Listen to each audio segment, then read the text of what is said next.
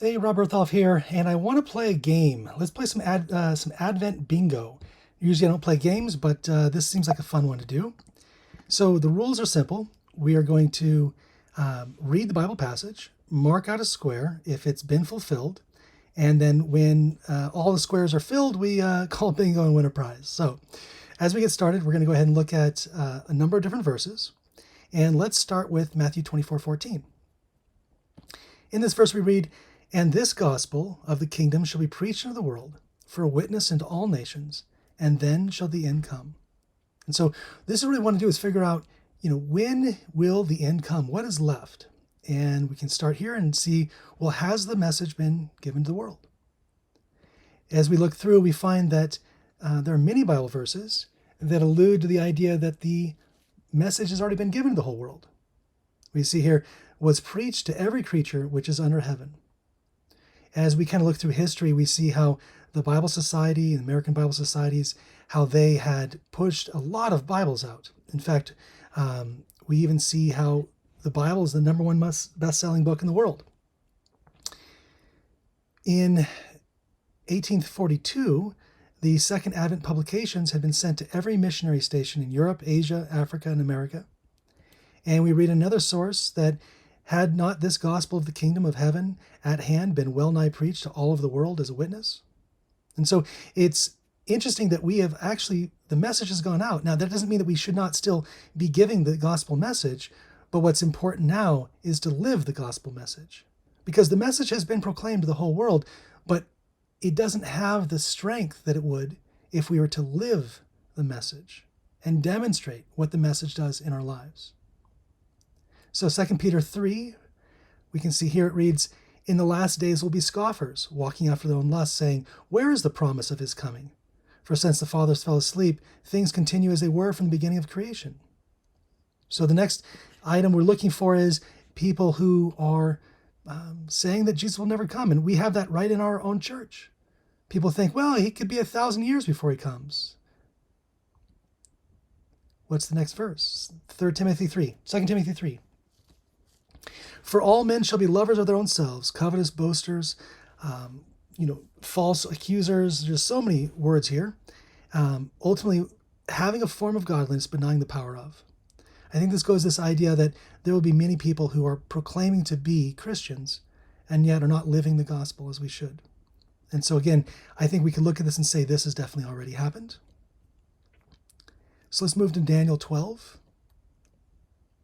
"But thou, Daniel, shut up the words and seal the book, even at the time of the end. Then many shall run to and fro, and knowledge shall be increased." Now, this idea of knowledge being increased in context means knowledge of the book. And so let's figure out, has this book been opened? Because if the book is still sealed, then there's still something coming.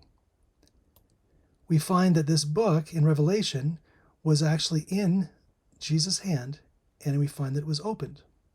And so in Revelation, the book was opened. We got to figure out what time frame that was.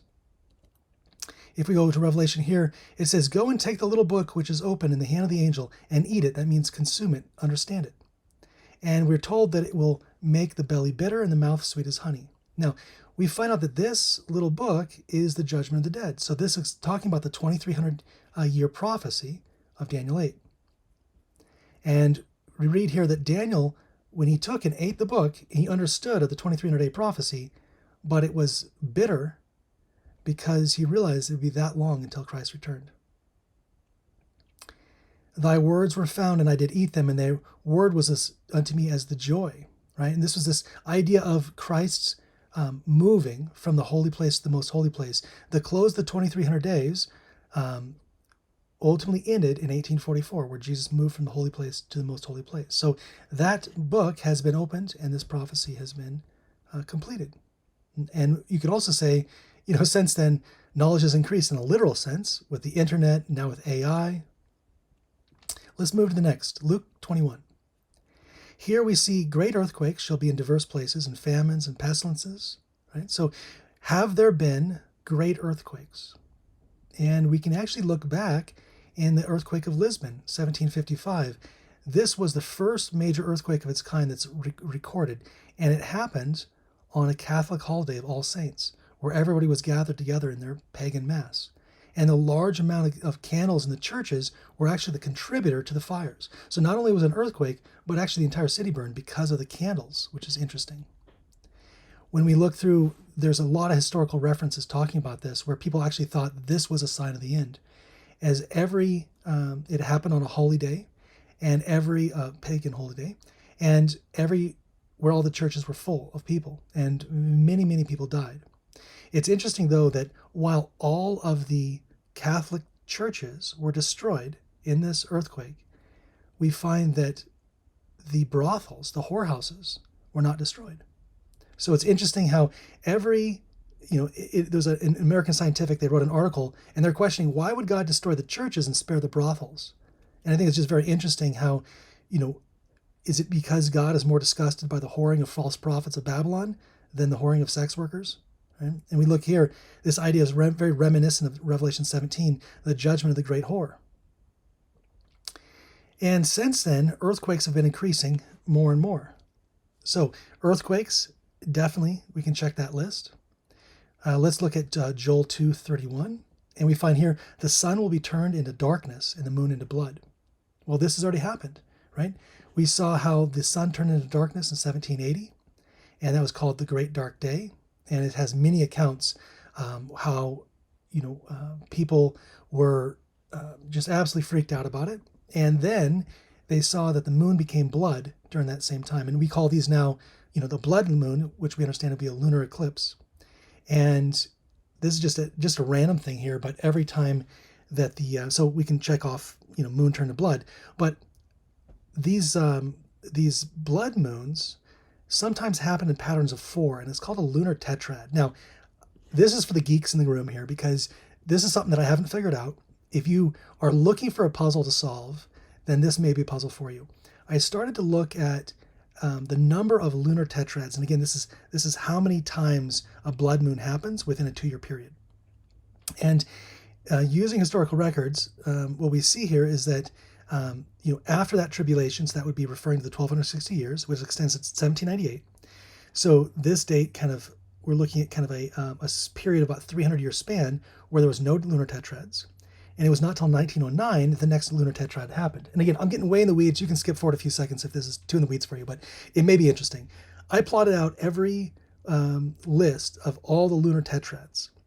And then I started analyzing these dates against every data set that I had. And it took me longer than I want to admit, because I was really trying to figure out, is there a pattern here? Is there something about this? And eventually, I stumbled on 2 data sets. One, the dates of Passover, and 2, the dates of the Feast of Tabernacles. Again, super random tangent here, but what's super interesting is that these actually aligned in many instances, where in several years, they actually aligned exactly where all 4 of the lunar tetrad dates matched exactly with the Passover and Feast of Tabernacles. And the last 2, because by the way, this is mapping all the way out to 2062, 2156, there are no more lunar tetrads. And so I'm just kind of curious, what's significant about, this range here? And is there any significance of this 28-year gap between these last 2 groupings?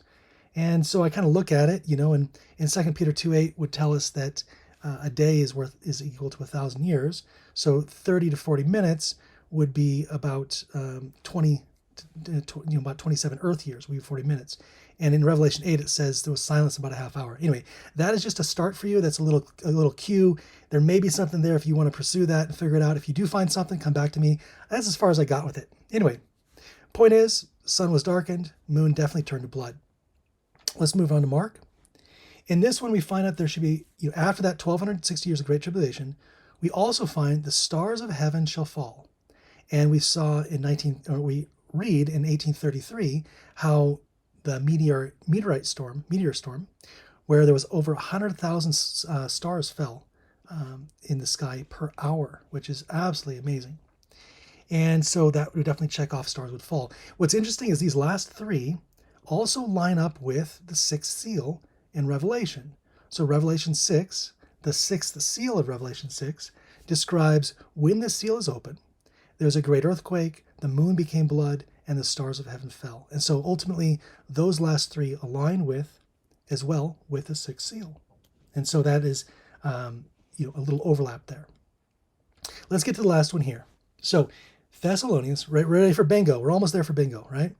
2 Thessalonians, as well as Revelation 13, have a theme of that we're going to get to here. So let's jump in.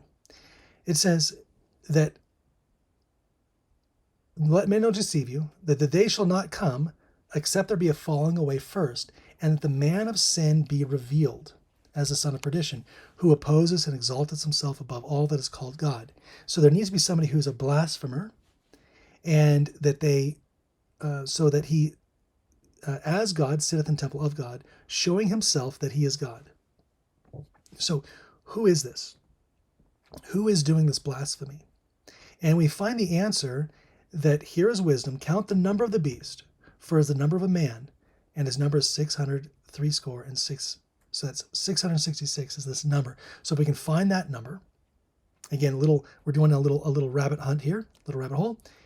And if we take this and actually look into it, what we find is how we count the numbers. So how do you count the number of letters, right? The only way I can imagine that would be Roman numerals. So I equals 1, V equals 5, right? We get the idea. So that's how we're going to count the number.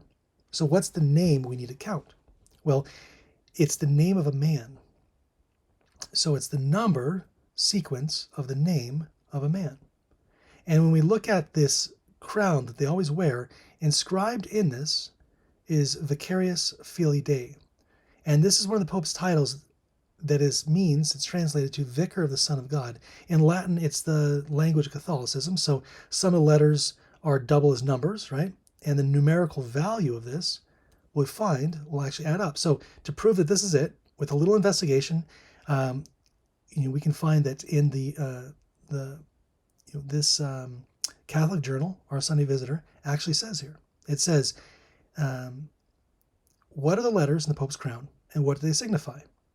And it says the letters in the Pope's crown are these: Vicarius Filii Dei, which is Latin for the Vicar of the Son of God, Vicar of the Son. So this is the Vicar of Christ.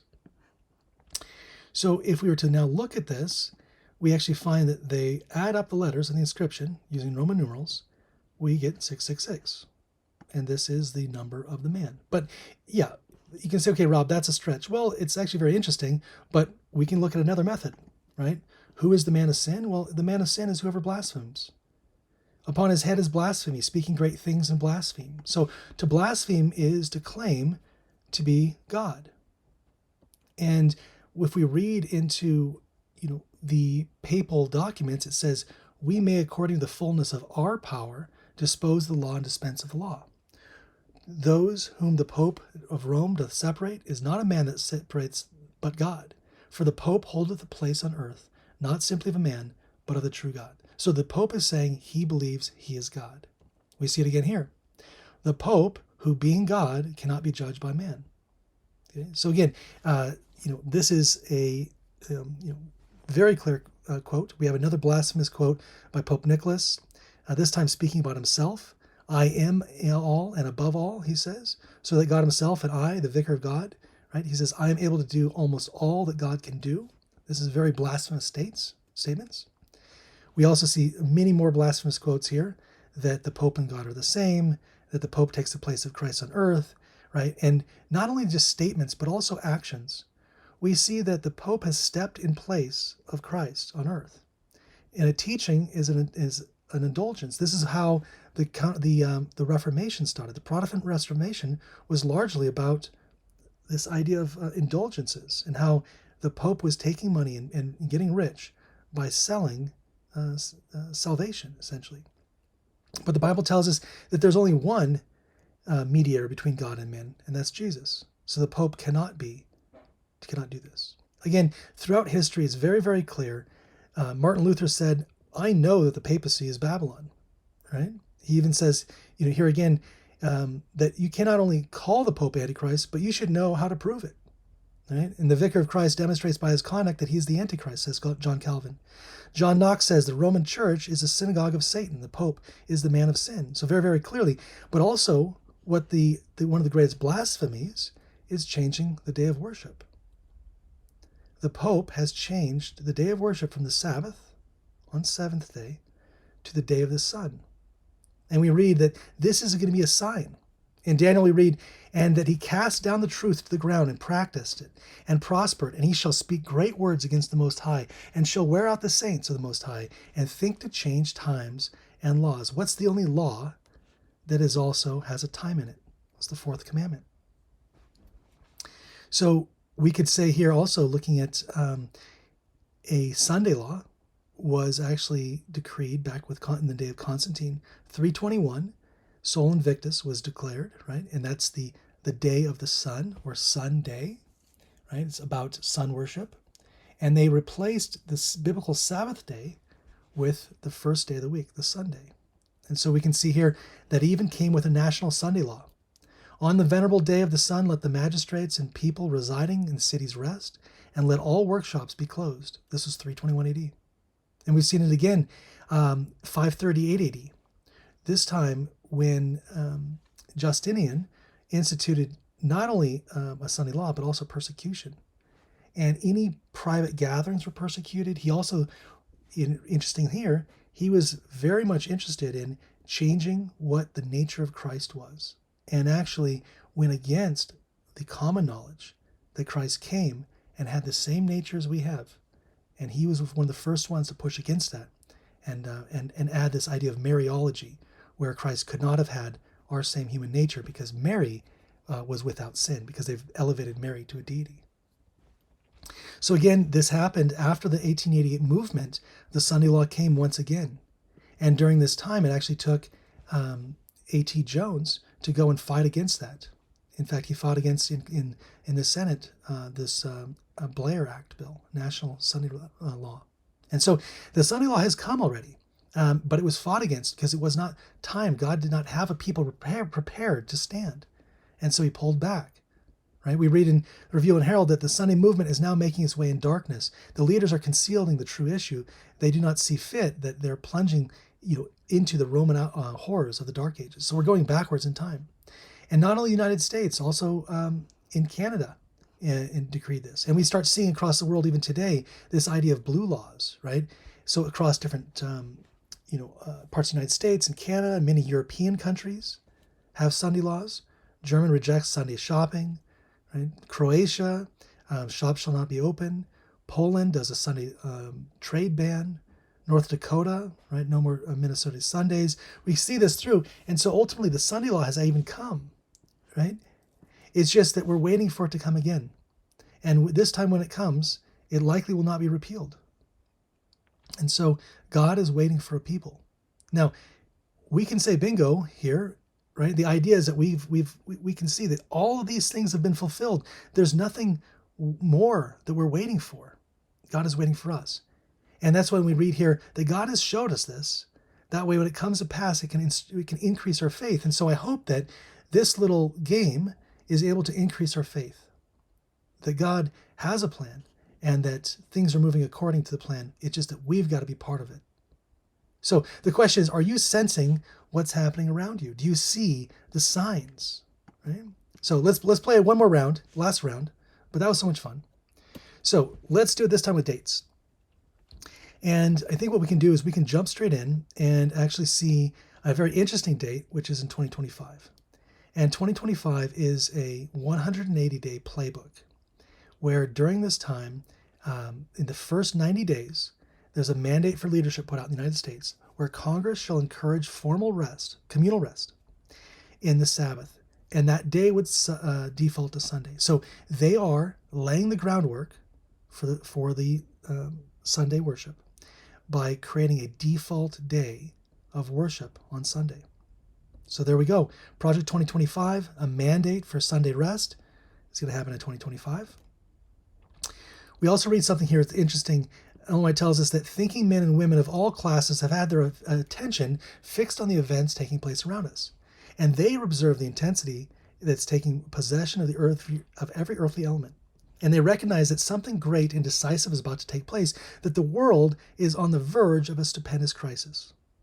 If we go back in time, we think it was interesting how much like the wise men who studied the stars and prophecies and predicted Jesus' exact birth, men who, by the way, were not Jews, right? Who were diligently studying while the Jews were lost in their, soon to be obsolete rituals. But just like these outsiders from the faith saw the signs, I believe there's men like Neil Howe predicting the next era.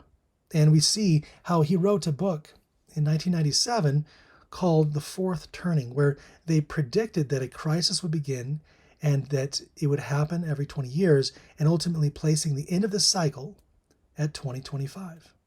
So this Fourth Turning is a man who studies history, right? And he writes, history is seasonal and winter is coming like nature's winter.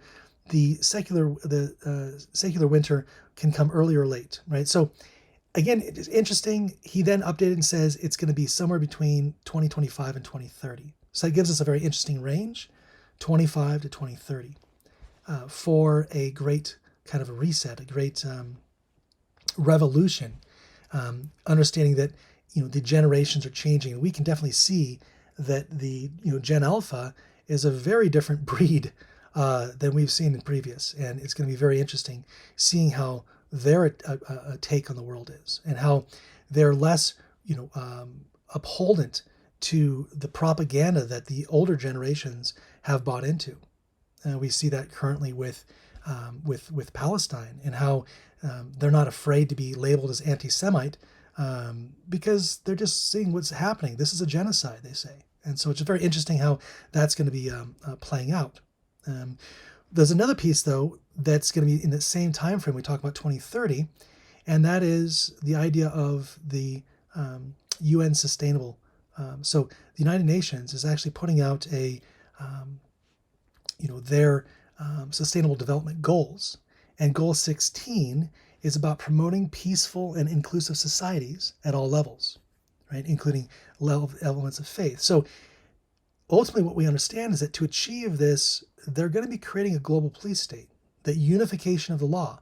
And this is going to lay the foundation. When Sunday law is instituted, it will be enforced through this initiative. And we see how the Pope has its hand in this with Laudato Si, right? And how Pope Francis says that everything is connected, he says, and a concern for the environment needs to be joined with a love of man. And so he's elevating up the world, right? The idea of giving a green day of rest, right? And so all this is pointing forward to the UN's 2030 agenda. And that's what we see here. So we have a 2030 agenda. So between Project 2025 and the Agenda 2030, there's going to be a lot of very calculated and very planned movements in order to strip away, ultimately, our freedom of conscience. But let's go back to 24, because we're kind of missing a piece there. So in 24, this year, we find that in the United States is a battle for America's soul. It's the first time since the eve of the Civil War in 1860 that the American system itself is poised to be on our ballot. We're going to the ballot. We're going to be voting for the next president. And already we found that the United States is more divided than any other time since Civil War. And many are actually predicting that this next election will bring upon a civil war. In fact, there's a book, How Civil Wars Start, by Barbara Walter. And what's interesting on this is that she says that by the time the average citizen is aware that a militant group is formed, it's often older, more matured, and stronger than people think. And that civil wars appear to explode after governments decide to play hardball, and extremists who have already embraced militancy, what changes is that the average citizen now decides it's in their interest to join. And so again, this is pointing to a civil war somewhere in the 25 and 26 area. Now, why did I say that? It's because it was predicted. In the book that Ellen White describes in two separate visions, so two separate visions, Ellen White describes that she saw a hidden book, and the wise of these last days should understand. Now, if you're curious what this book is, go to my YouTube channel, look for the 3-part series on what is the hidden book, reading the hidden book, and decoding the prophecy. And it's very fascinating. But the short of it is that this final prophecy actually tells us that the next 2 presidents will either be impeached or assassinated. And then there'll be a civil war. and there'll be two simultaneous presidents, one of the rural, one of the urban, and then the Pope will then step in, and there will become a theocracy, and that will bring about the National Sunday Law. So again, the dates, it does not say exactly the dates, but we know that it has to be after the 2024 election, after two presidents are assassinated. So don't look at 2027 as a direct decree. It's this idea that this is coming up, right? It could be sooner, it could be later. It's plus or minus, but the idea is that it is absolutely coming. So after things are stacking up in 2025, and just based on how fast things move or how slow things move, will ultimately bring in this. So again, I'm not predicting a specific date, but what I am saying is that this is kind of how stuff looks like it's going to be played out. A.T. Jones tells us that every Adventist in the United States will wish the depths of their soul that they were outside the United States. Again, read this quote and definitely pause it and read this quote. Ultimately, what it's saying is that something absolutely tremendous is happening. But the question, though, is, because we don't know exactly the dates, but the question is there an end to time? Is there an absolute hard stop date? Not when Jesus comes, but when Jesus can no longer come. And if we go back to the first Adventist missionary, J.N. Andrews, he published several articles in 1883 under the heading of The Great Week of Time. And in this, he said that 6 days of creation were based on 6,000-year time period. In fact, he says that we, the Adventist pioneers, think that God chose a period of 6 days to represent 6 days of 1,000 years each. And again, if you go to 2 Peter 3, verse 8, it tells you that every day is, a year for a day to God is a year for man, right? 1,000 years. So if we were to look at this, 1 day to God would be 1,000 years for man. That would put the entire cosmic week at 7,000 years, or the part up until that we know we have to deduct that 1,000-year rest, which means that we're looking at a 6,000-year time period before the world ends, before the hard stop. Again, I go very detailed in this. I highly recommend going to my YouTube channel, looking at the video, Is There an End to Time? And what's interesting, though, is that Ellen White, because we're looking for the 6,000-year period, well, Ellen White tells us that it was 4,000 years when Christ went in the wilderness, and we know Christ went in the wilderness in 27 AD. Then she tells us in AD 31 ended a system of offerings which for 4,000 years had pointed forward the Lamb of God. So AD 31 was, again, 4,000 years of sin offerings. What this gives us is a window of time. Okay? And if we know that there's 6,000 years, we can add 2,000 years to this, and we're getting a window of time from 2027 to 2031. Again, not when Jesus comes, but I believe this window of time is the last time period that Jesus can come. Highly recommend looking at that course and going in deep dive in that, and you'll be able to see more.